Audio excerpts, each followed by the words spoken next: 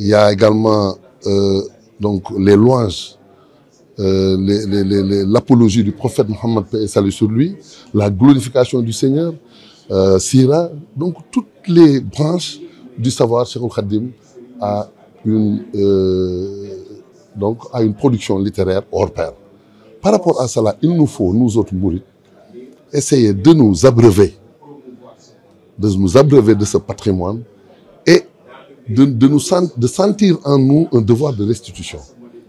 Parce que moi, j'ai fait un parcours de presque 38 années à côté de Serigne Atou, qui a beaucoup fait pour moi, qui m'a formé dans beaucoup de domaines, et il m'a beaucoup, surtout, formé dans la recherche.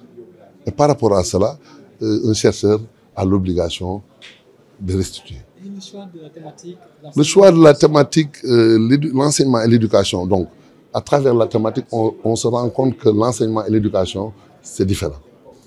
L'enseignement, c'est la transmission des connaissances, mais l'éducation, c'est l'acquisition des valeurs. Et enseignement sans éducation n'est qu'une ruine de l'âme. Ça n'a pas de signification.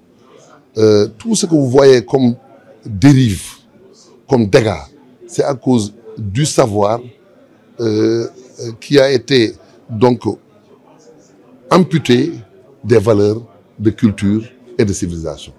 Il nous faut donc les concilier en un tout indissociable. Quand Cheikhoul Khadim forme quelqu'un, il te forme dans les connaissances, mais il te forme dans la pratique. Et la pratique permet d'acquérir des valeurs. C'est ça le mouridisme. Le mouridisme, ce n'est pas de la théorie. C'est un engagement dans la spiritualité, dans la quête de l'agrément de Dieu. Donc c'est ça. Tout bas, on voit a fait couler beaucoup d'encre. Des gens qui disent que, par exemple, l'école publique française ne rentre pas à Touba. Et ça date de longtemps. Hein. Tous les khalifs ont jalousement sauvegardé l'héritage qui a été légué par Cheikhoul Khadim. La formation de base à Touba, c'est d'abord le Saint-Coran. Aujourd'hui à Touba, il y a plus de 150 000 apprenants, mais qui sont dans les écoles coraniques. Si donc les statistiques disent que le taux de scolarisation brut du département de Mbacké est inférieur à près de 20%, ça veut dire donc que c'est le département où le taux de scolarisation est le plus faible au Sénégal. Mais ce n'est pas ça. C'est parce qu'on a complètement amputé ceux qui ont appris l'arabe, ceux qui ont appris le Coran. Mais alors que dans le classement des langues au niveau international, l'arabe vient même avant le français.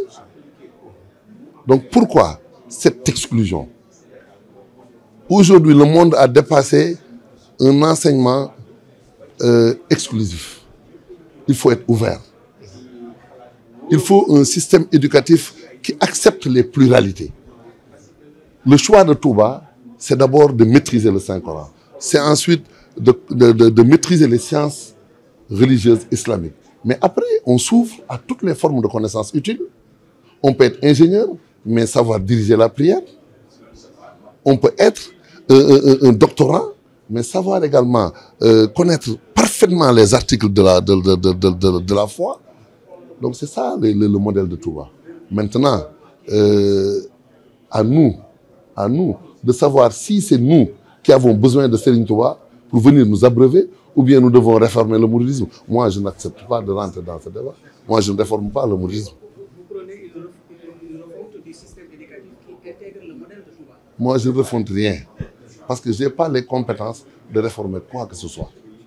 Moi, je suis un simple citoyen qui veut être vraiment, qui veut rester dans son authenticité, dans sa foi, en tant que musulman, qui se veut être sincère. Il y a ce qui dépend, donc ce qui relève des compétences de l'État. Ça, ce n'est pas mon domaine.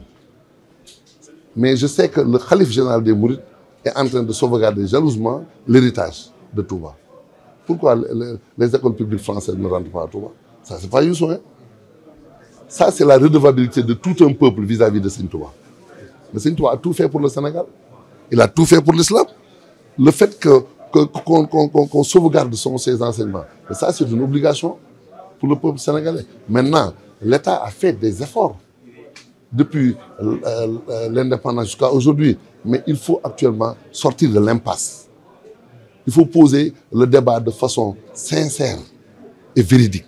Ça veut dire Touba, l'école de Touba, c'est une école qui est authentique, qui n'a pas été créée par Cheikhoul Khadim, mais qui a été réhabilitée par Cheikhoul Khadim. C'était l'école de Médinatoul Mounawara.